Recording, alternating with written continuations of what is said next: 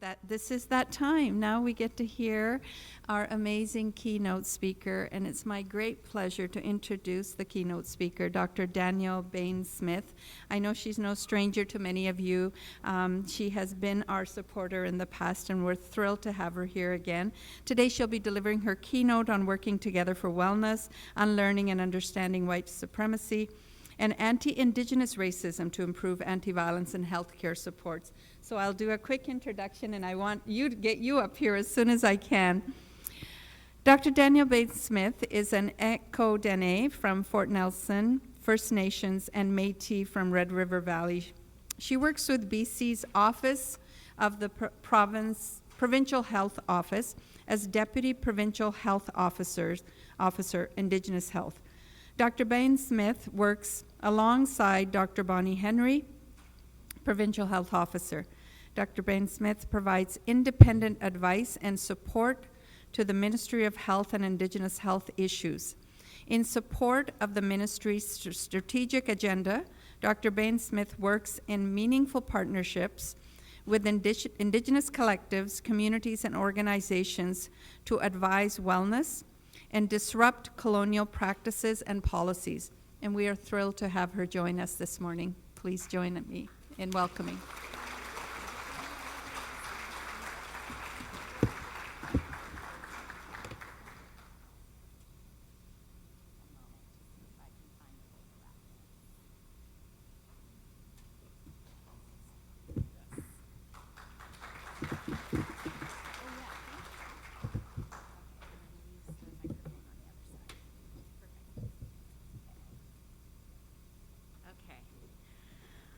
Tancha Kiawau Do'ani, Danièle Behn Smith Dishnakashan, Sezitla Danièle Behn Smith Azezon, Fort Nelson First Nation, Pi Winnipeg Dostjin, Lekwungen Tanach Niwikian, Anush Musqueam Diane.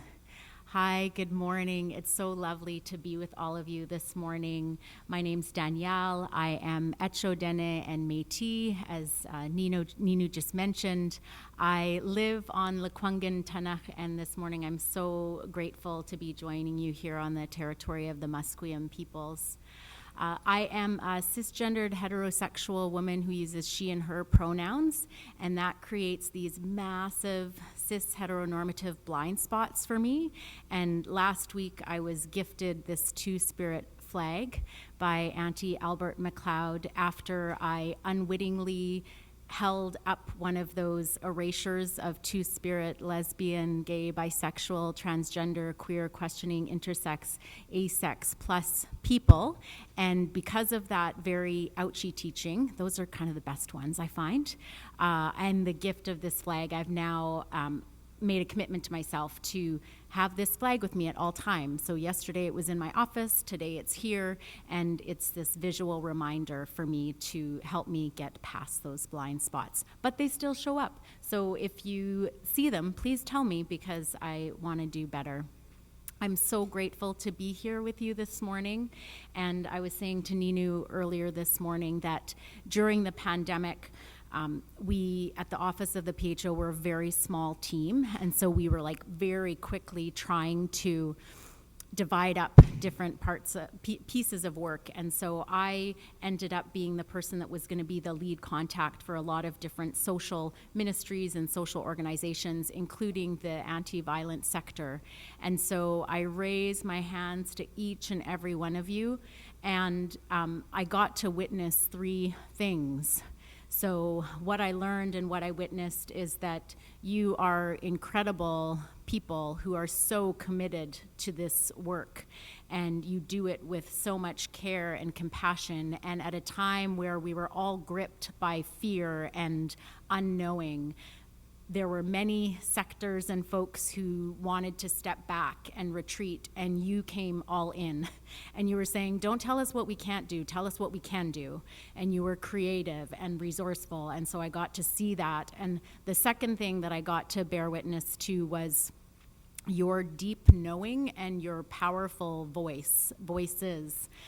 You rang the alarm loud right at the outset because you knew that these conditions of the pandemic were going to make things worse for a lot of people.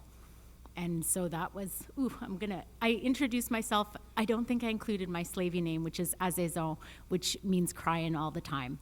And I knew that I would probably feel this very deeply because I do feel such immense gratitude for the courage and the loud voices and advocacy of so many of you in this room. And the third thing that I recognized as part of that experience is that, as Parliamentary Secretary was just mentioning, we have so much more work that we need to do collectively to support survivors, but not just survivors, each and every one of you who are doing this hard heart work that is sacred.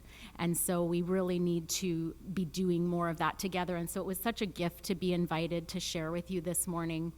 Ninu was sharing with me and the organizers that the focus of your time together is around health and the anti-violence sector. And I'm not an expert on your sector whatsoever, but I have been spending the last several decades immersed in the health field. And so what I'm going to strive to do in 30 minutes, so I'm going to start talking really, really fast, is share with you some of the things that I've learned through my personal and professional journey around health and restoring roots of wellness and working right from the individual up to the systems level. And I hope that some of that may be helpful and grounding to you.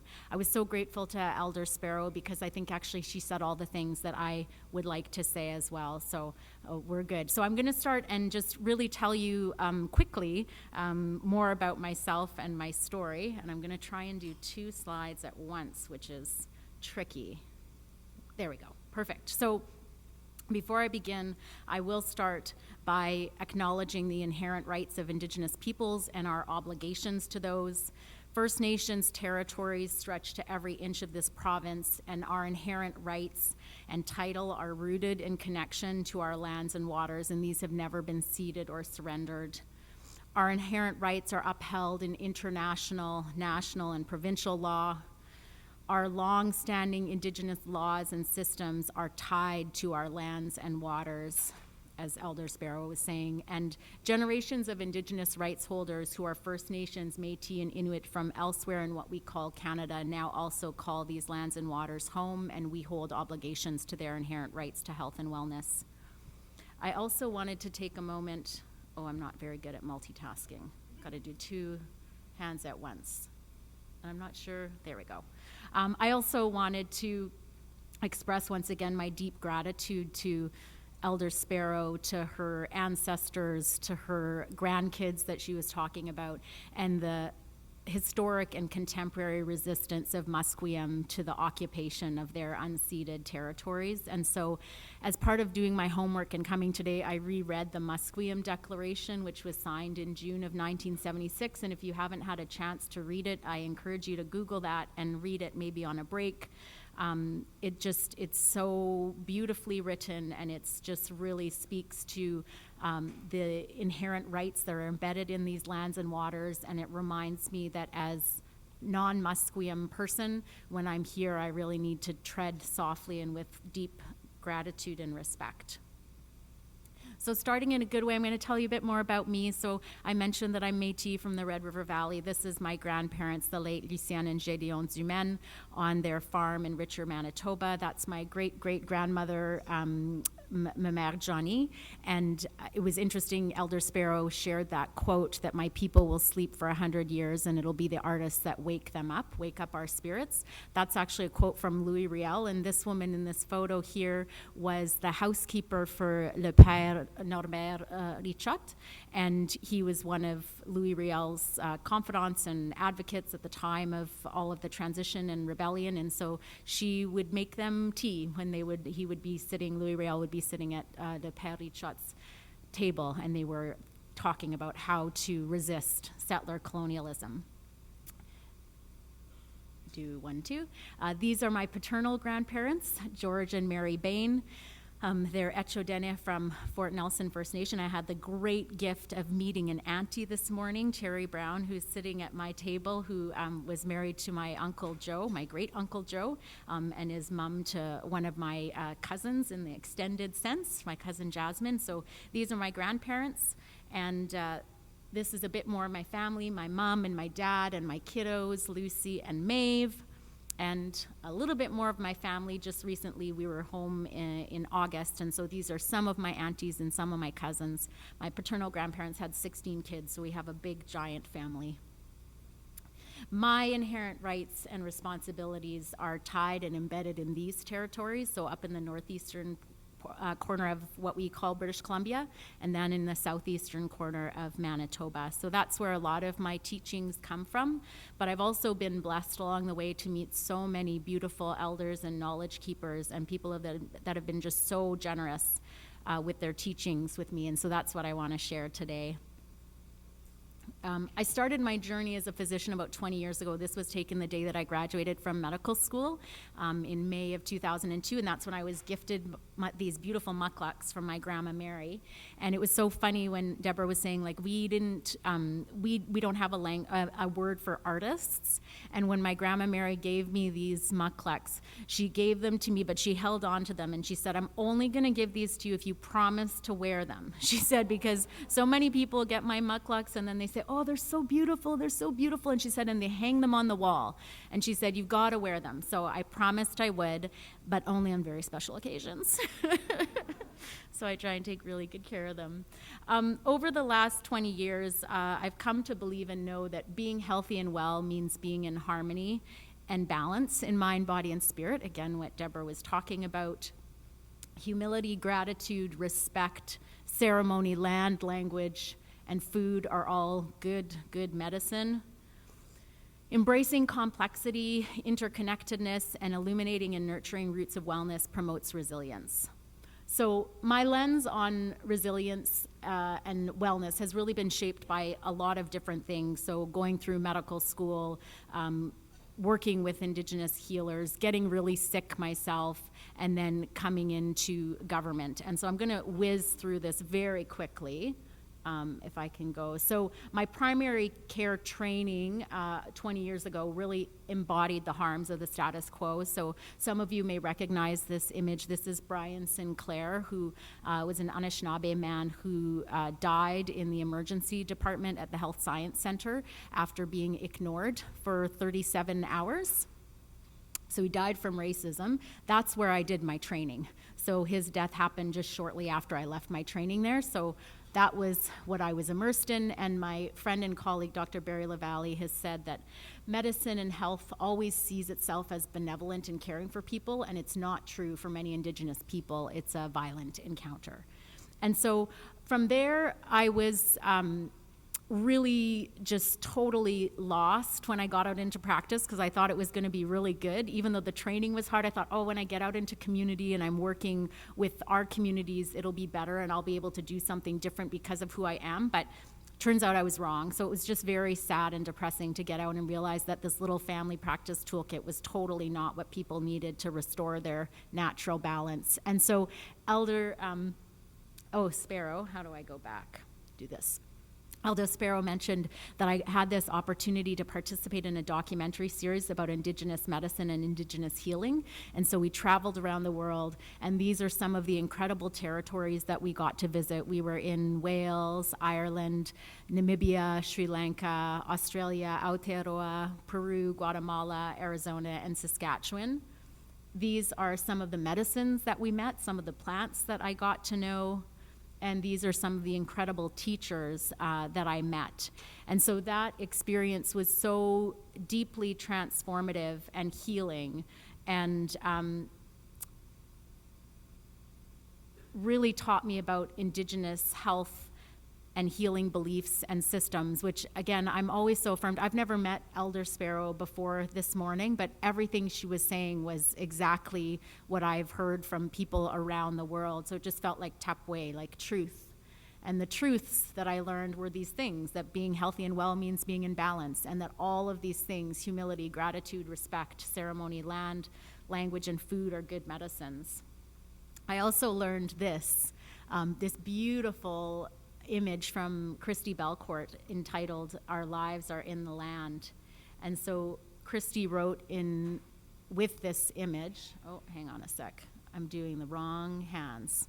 The plants are teachers. They are connected to each other and all other spiritual beings through the sacredness of life.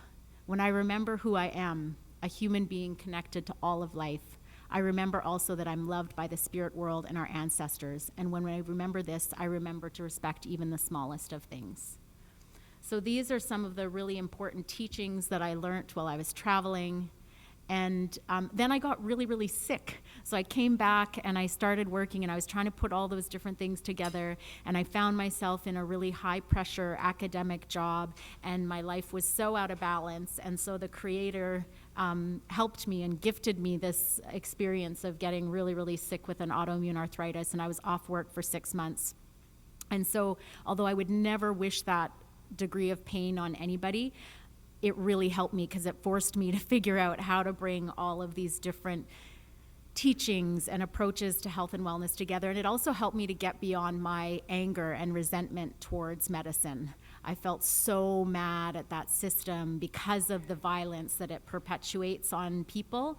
And I had to get over that and recognize that there's actually gifts in there too, and there's good medicine. And so this image from Lisa Boivin, who's a Dene bioethicist, this is called Sharing Bioethics, is an image that I think about all the time that anchors me in this idea that there's multiple perspectives, that our work is relational. It's about coming together in good ways together, and it's about keeping our Western biomedical model or our Western systems in check, so that we can leave space and create space for all of the wisdom and laws and teachings that come from the territories that we're grounded in.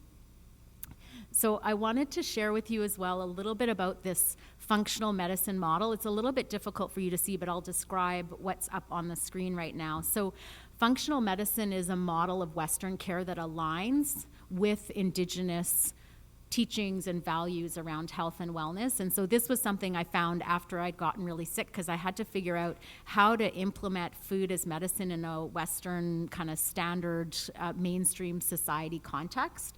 And so although you can't see at the bottom of the screen right now, at the bottom are the roots. And this is a model that really asks two basic questions. It asks, what does somebody need more of?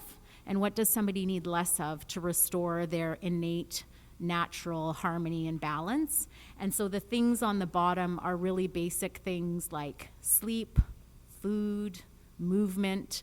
Maybe we need less stress, less toxins. And so this model helped me to get better.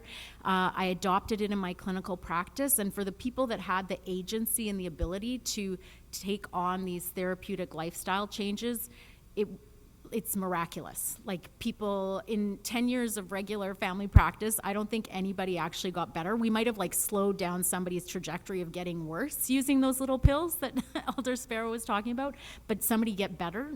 No, not often.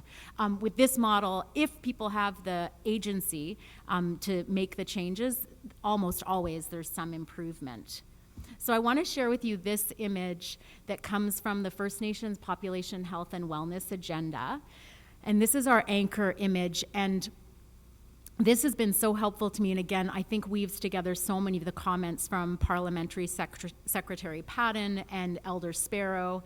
And this is essentially on a population level. We got into a room with my colleagues at the First Nations Health Authority and we asked ourselves these two basic questions. What do we need as First Nations, more of as First Nations, and what do we need less of in order to be healthy, vibrant, and self-determining? And what emerged is this ecosystem, these natural laws. What we need is the self-determination, the freedom to be ourselves, and those are our deepest roots of wellness. That's our culture, our language, our lands, our weaving traditions, our beading traditions. That is what makes us who we are, and that's what we ultimately have as our deepest roots of wellness. In the shallower soil, there's many, many different Western systems that are named healthcare, education, justice, housing, food. We need settler systems to operate at a high level that is free of racism and discrimination, so we can get our needs met in a good way, so we can see ourselves in those services and systems. And when these roots of wellness, our deepest roots, and these shallower roots are well nourished, we thrive in mind, body, and system, and across the generations, which is depicted with this family that's out on their lands harvesting foods and medicines. Sadly, this is an ideal state, and we're not here today because settler Canadian colonial practices and policies continue to undermine our roots of wellness and our self-determination. And so I want to share with you a little bit about the work that we've been doing over the last 2 years at the Office of the PHO to unlearn and undo white supremacy and racism. So this painting was created by Cree artist Kent Monkman, and it's called The Daddies. It's based on an original painting by Robert Harris that's called The Fathers of Confederation. The original painting was commissioned by Ottawa to have Harris commemorate the Charlottetown Conference, which is one of 3 conferences that ultimately led to the Confederacy of Canada. And when Kent Monkman saw the original painting, he was struck because there was an empty footstool in the foreground. And he saw that as an opportunity to shine a bright light and occupy it with his alter ego, Mischief Eagle Testicle, to shine a light on the fact that we had been excluded from this really pivotal moment in Canadian history.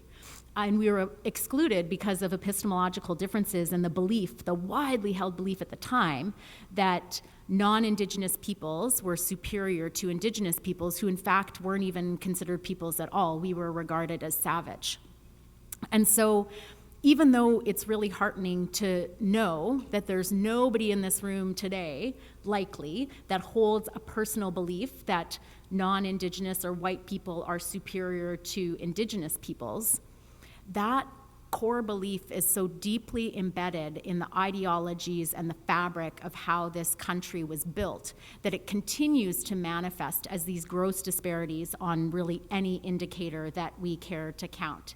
And I know that Sam is here today, and her mom, Dr. Lopi, Charlotte Lopi, is one of the incredible people that has gifted me with that teaching and understanding those deep, deep roots of white supremacy and racism. And so, we've got to do this double thing. So one of the indicators we could count is leadership across the country, here in BC, in BC's Ministry of Health. Thank you. And so we can see this, and then we have to reconcile this, right? We have to make meaning of it and understand it. So one way we could understand this is that there is something inherent about predominantly white men that make them more suited and more capable to hold positions of leadership. But we've just agreed that it's 2023, and we don't hold that widely as a core societal belief.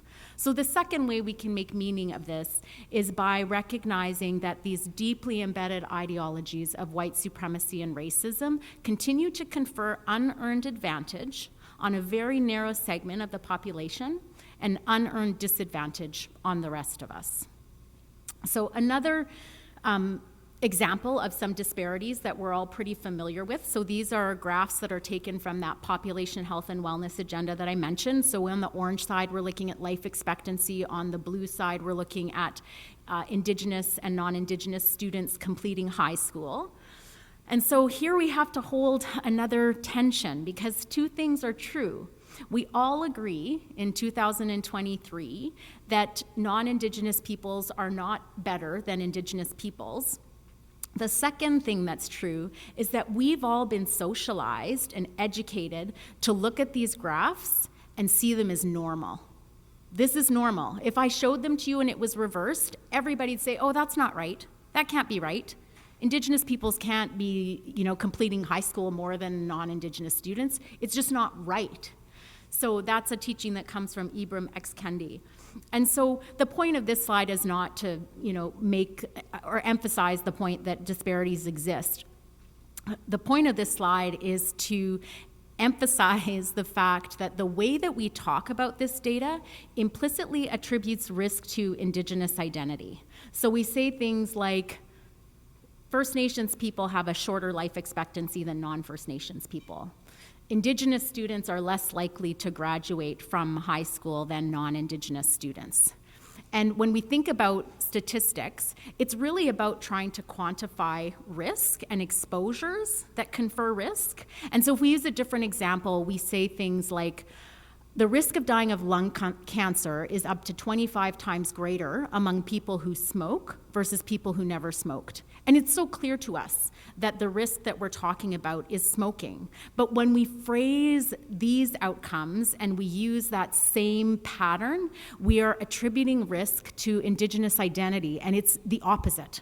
Our identity as Dene, as Musqueam, as Tunaha, as Tlingit, and Anishinaabe, as Inuk, that is what gives us strength and resilience. Those are our protective factors.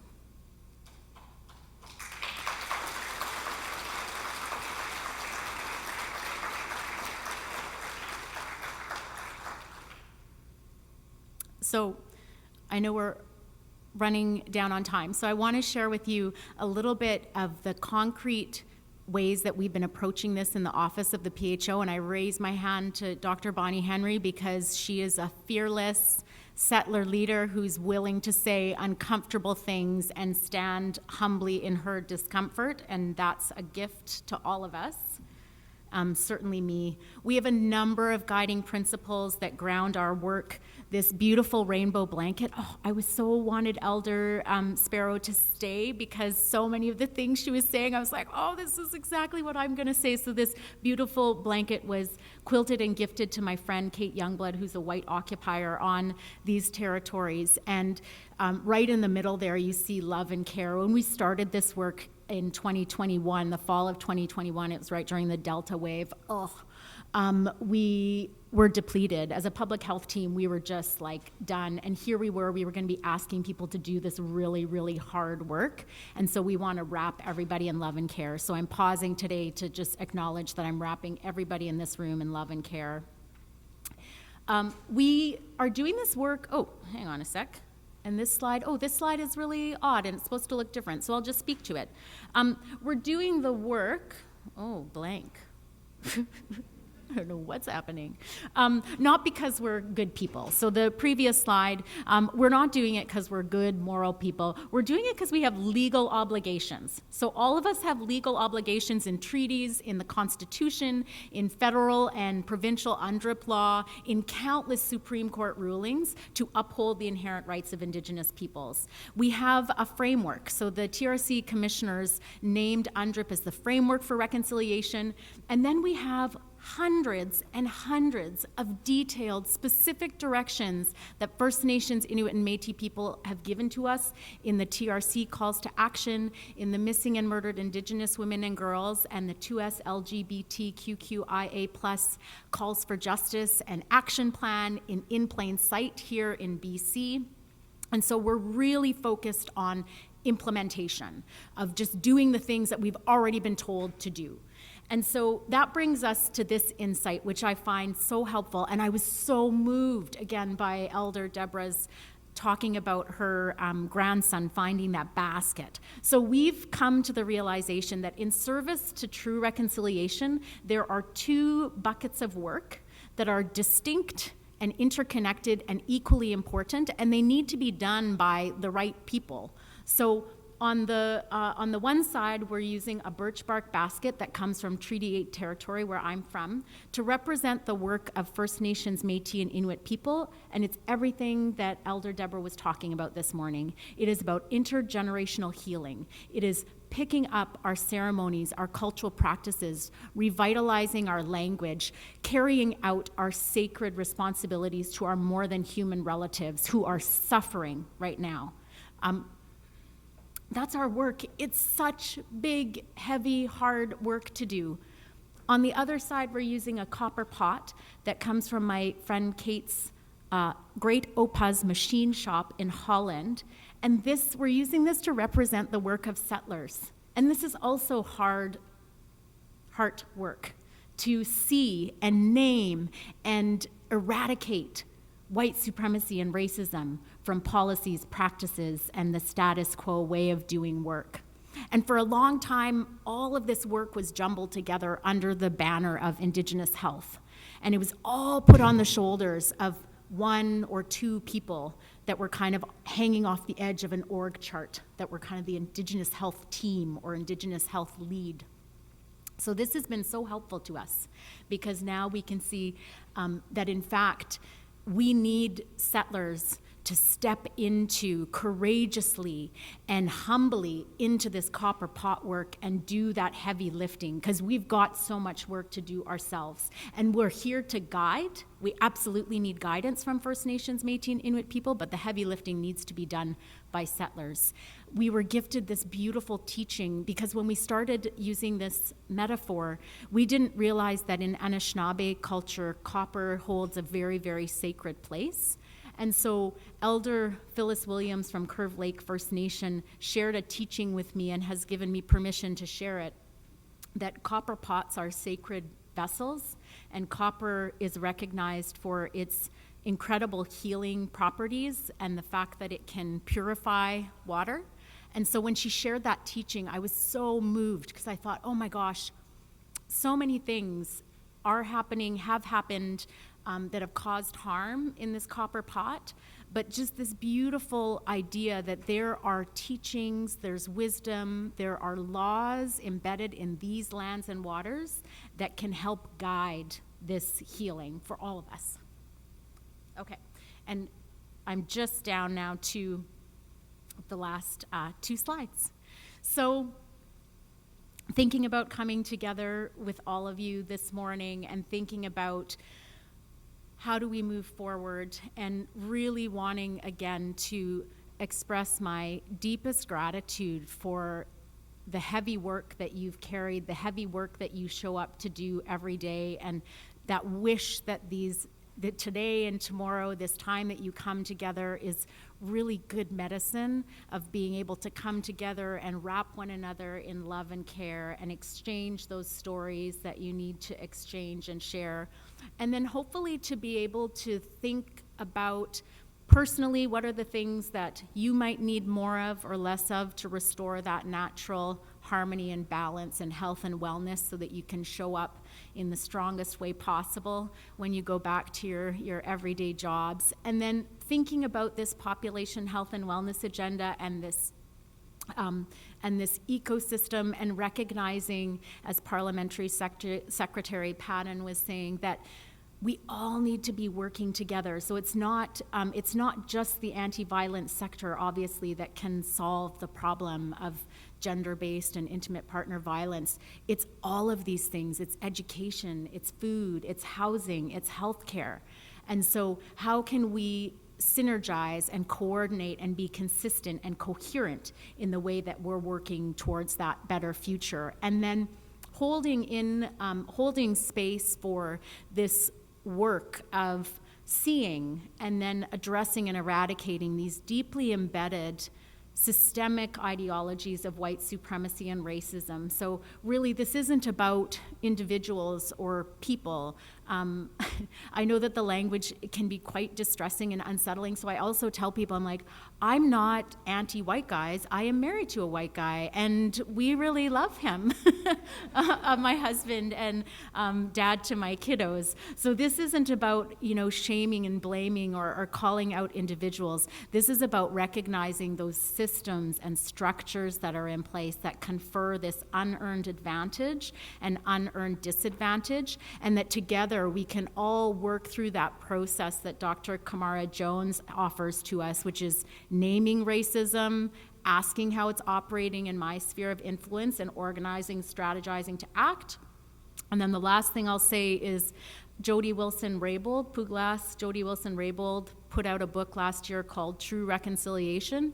She names 3 core tasks or 3 core practices in service to true reconciliation. So learn, understand, act. So for us, that means learning about the places where we are. These gifts of the stories that Elder Deborah Sibero shared with us this morning, understanding what foundational obligations, what directions have we already been given in the area that we're working, and then acting.